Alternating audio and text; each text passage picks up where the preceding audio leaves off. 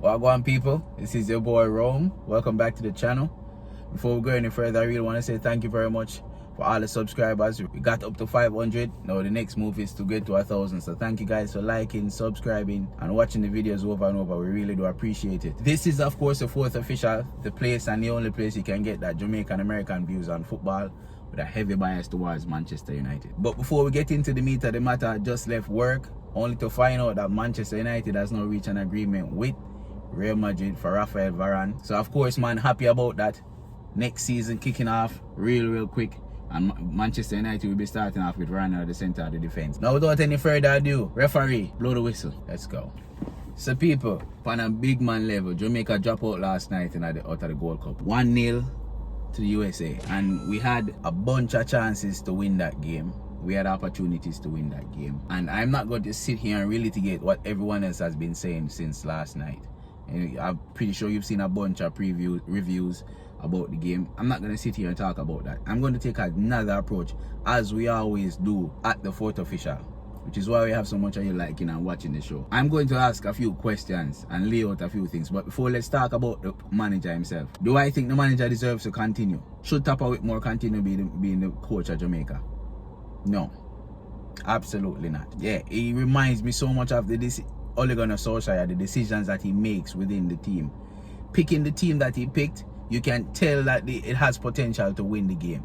But in-game management, not so much so. And I'm going to tell you the reason why I think Tappa Whitmore should not be a part of this team moving forward. And the reason for that, it depends on the JFF and the JFF's ambitions and what they see for this team. Here's why. The team that he has, he's not able to bring out the best out of this team because of his coaching decisions, because of his in-game management. Now, this is all in my opinion, people. But if 60 minutes into the game, you realize that what you chose for the first 60 minutes is not working, why are you not making any changes? Why did Blair Turgot play for so long when he wasn't doing anything on the field? I've been saying this for over and over, but if Corey Burke is effective with his strength and height and speed running at people, why is it Corey Burke wasn't playing on one of the flank? Corey Burke's best game came when he was playing with a striker next to him and he was playing on the flank.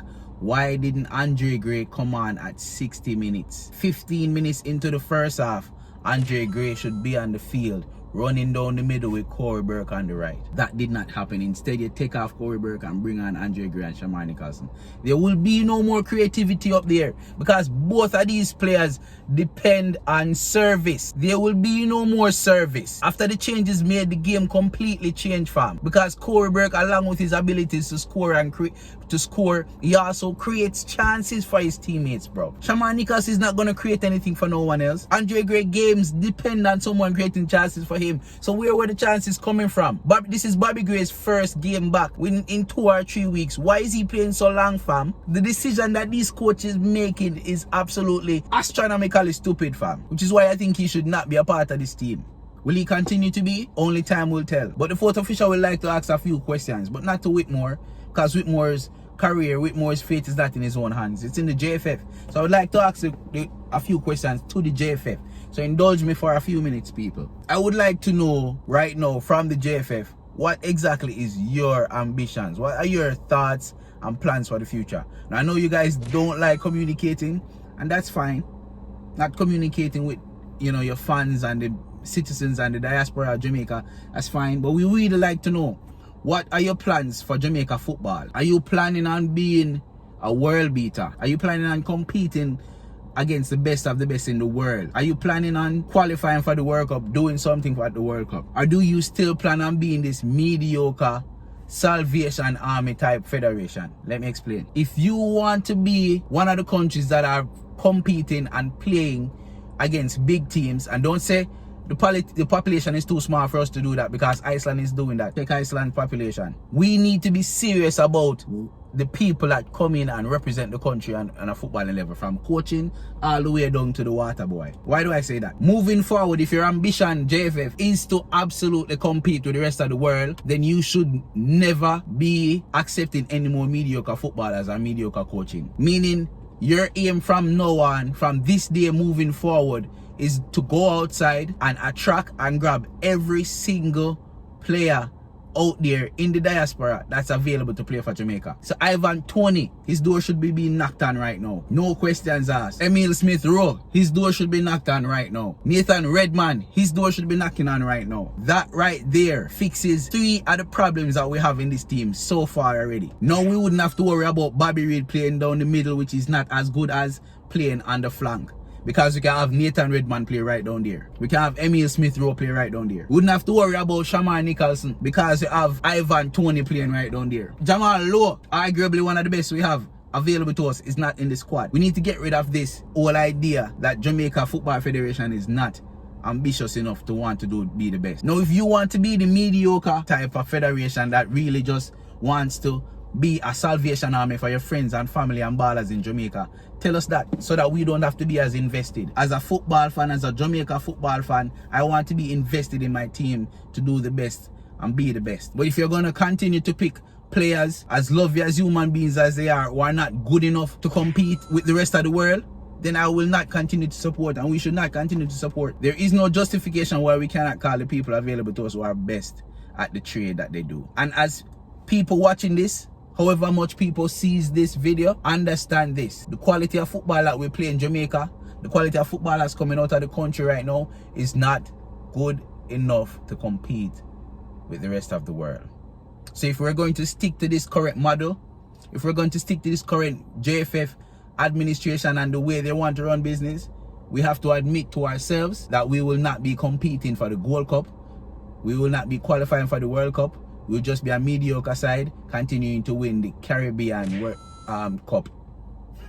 Just being the best team in the Caribbean. Nothing have to do with Central America, North America, South America, just the Caribbean. From Trinidad all the way up to Cayman. Because we will never, ever compete with the rest of the world with the type of football that we're playing with the players that we're currently calling. There is so much people in this, there's so many ballers available in this world for us to call to pick and play for this team, and we're refusing to do so because the JFF and Tappa Whitmore continues to use the Jamaica National Football Program as a springboard for players in Jamaica.